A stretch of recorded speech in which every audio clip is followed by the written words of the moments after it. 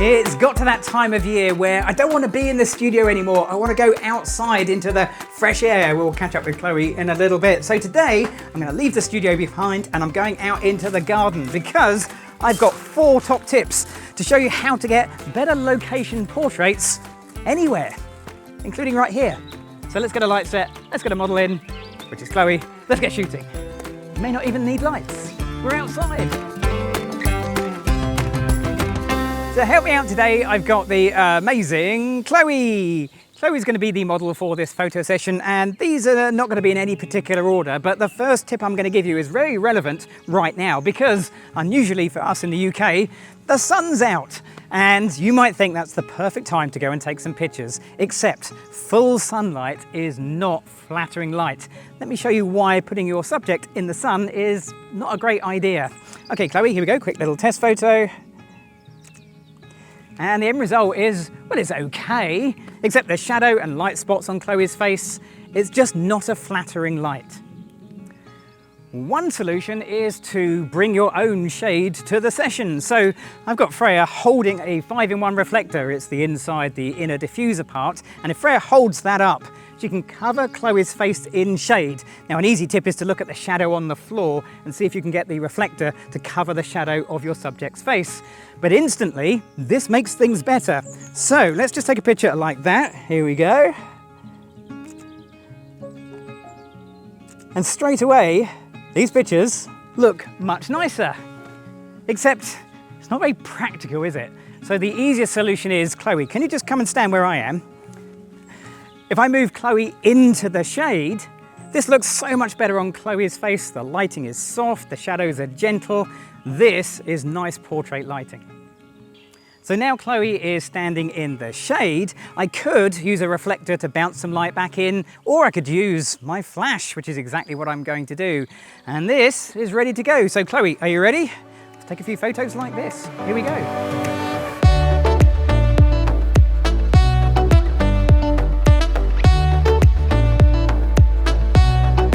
The fill flash is balancing the light on Chloe's face and that bright background. And if you want to learn more about fill flash, we've got videos on that exact subject right here on Adorama TV.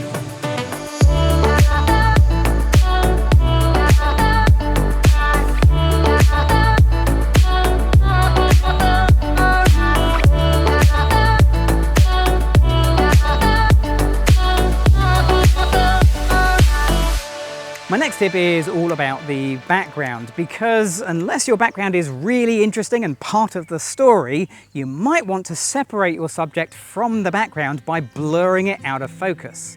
Now, we call that depth of field, and there's several ways you can actually influence the results. Now, the obvious one is the F number. I'll talk about that in a second. But then there's also the focal length of the lens. So the more you zoom in, the more your background will become blurry. But I've got a prime lens. I can't zoom, but I can change one more thing, and that's the position of my feet. So if I take a picture from back here of Chloe, here we go. I get a nice background. It's a little bit soft, but it's not blurry. I'm not going to change any camera settings. I'm going to walk closer to Chloe. And this time, the background is much blurrier. The distance between you and your subject has an impact on the blurriness of the background. Obviously, it also affects the cropping of your image, so you need to consider that. But there's one more thing to think about as well, and that is how far away your background is. Now, if I take a little step to the side, my background that I can see in the frame is just a little bit further away. That doesn't affect the depth of field, but the further away it is, the blurrier it becomes. And of course, we can't go too far with depth of field without talking about f-stops. And it's really simple. The way it works is the smaller f number you dial in, the smaller amount of focus you have. In other words, the blurrier your background becomes. But how much do you actually need? Because if I use f1.2, which is wide open on this particular lens, gear links in the video description down below, and I go really close to Chloe, I get a background that's so blurry we really can't see where we are anymore. So the use for that is to go backwards, back here, where I was right at the beginning. And this is where the background blur wasn't sufficient, but now with an f1.2 lens, I have really nice background blur. The art of using the right depth of field is experimentation. So with that in mind, Chloe, are you ready? Let's take a few photos like this. Here we go. Some cameras have a button to preview depth of field, but by default, most cameras show the widest aperture in the viewfinder. So I'm looking at a viewfinder that shows an f1.2 depth of field.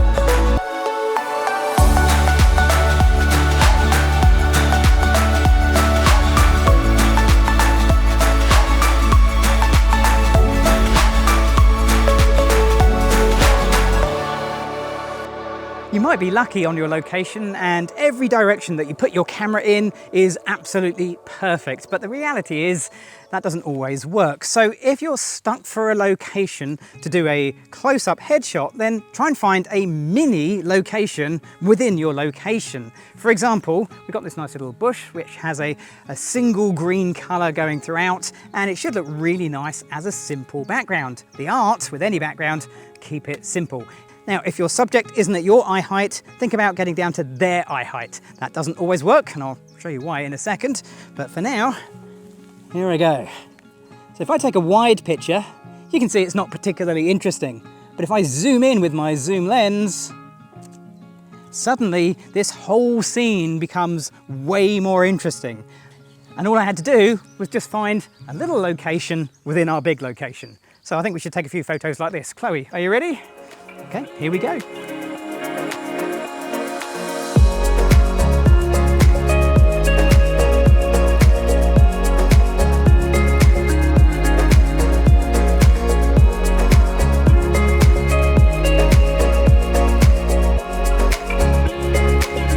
From previous experience, to make this effect really work, I know I'm going to add a bit of vignetting in post-processing.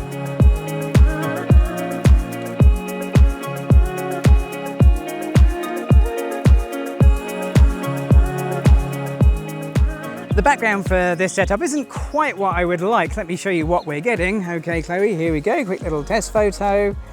I mean, if you want a sort of an urban landscape, then maybe that's good, but that's not what I'm after. But there is another background in this picture, and all I need to do to find it is get myself a little bit lower down. So if I drop down and Chloe looks down towards me, this is a much more interesting background, although there's absolutely nothing in it. But that's not entirely true. There is clouds in the sky, and to see them, I'm going to need to adjust my camera settings. So I can't rely on aperture priority. I'm definitely going to rely on manual mode. I'm going to dial in some settings. 250th of a second, my flash sync speed.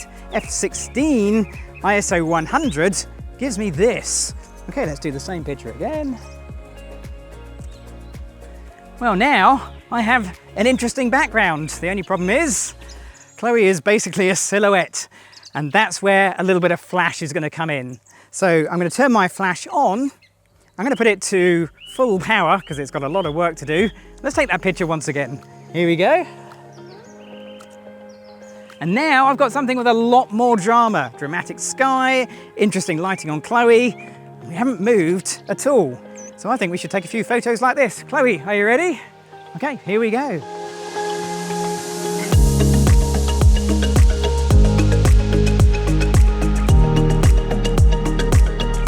This pose might look awkward, and it is a little awkward, but it does avoid the problem of me shooting straight up Chloe's nose, which is probably not a good look.